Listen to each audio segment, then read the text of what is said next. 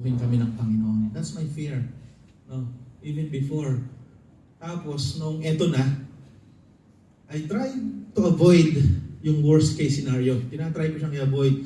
Pero nung magkatinginan kaming dalawa, sabi namin sa isa't isa, mukhang eto na yon. So, dumaan siya sa ganung process. Napakahirap po. No? Kaya po, I think being called as a servant of God, napaka-sacred. Why? Because merong test of faith. Amen? And it reached me to a story of Apostle Paul in the book of 2 Timothy, yan, chapter 4, verses 1 to 8. No? Yung pong book of Timothy, yan po ay sulat ni Pablo para kay Pastor Timothy. No? He's a pastor of church ng Ephesus. No? Siya po ay isang pastor na nagpapastor, batang-bata, no? Sing edad niya, bata pa siya. And pastoring a church, and kinausap siya ni Paul, no? There is a letter coming from Paul, no? Very remarkable po itong letter na ito kasi this is the time na malapit nang matapos ang buhay ni Apostle Paul. We know what happened to him, no? Siya ay nakulong, siya ay na-born again naman siya after those persecution na ginawa niya. And then dumaan siya sa napakaraming even last week na narinig natin, no, yung tawag dito about the wrecked ship, no? So it's about Paul's experience, no? And then dumating na yung time na ito na yung last moment ni Paul telling this to his disciple Pastor Timothy. Amen? So I believe all the Christians are called not only just a normal believer. No? Sino po dito ang naniniwala na tinawag lang siya ng Panginoon para maging normal believer lang? Yung stay put lang na Christian believer, I will attend sa church, makinig ako ng Word of God, na-bless ako, paglabas ko, ibe-bless ako ni Lord, and then life is so good. No?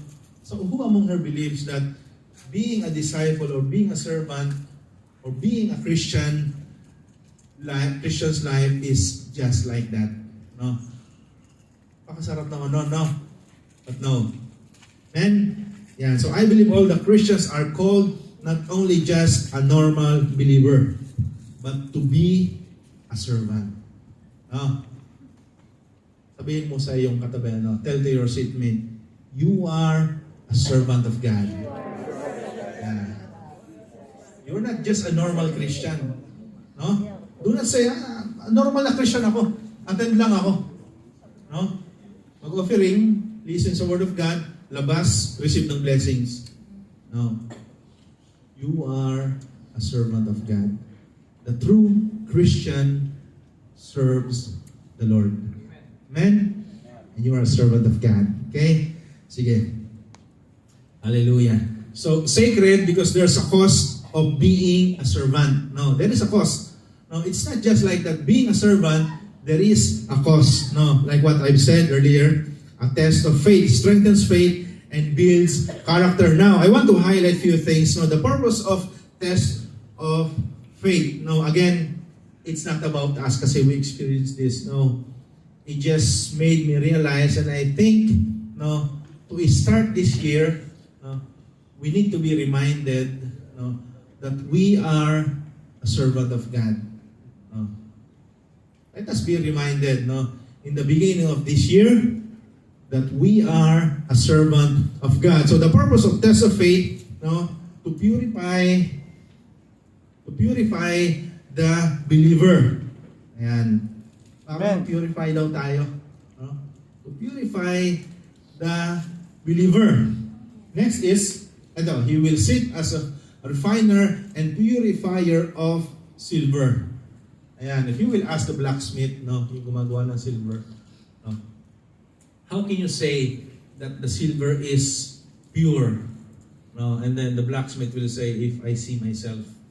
No, and the same is true with us, no. If yung Christ likeness, no, if the Lord will see Himself in us. Yan. Next is To glorify God.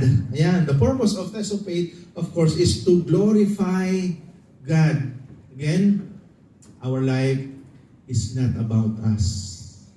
No. Who are you to tell that your life is all about you?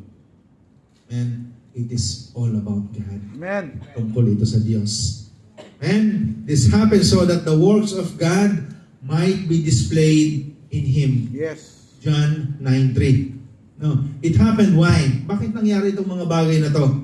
Why this happened? So that the works of God might be displayed in Him.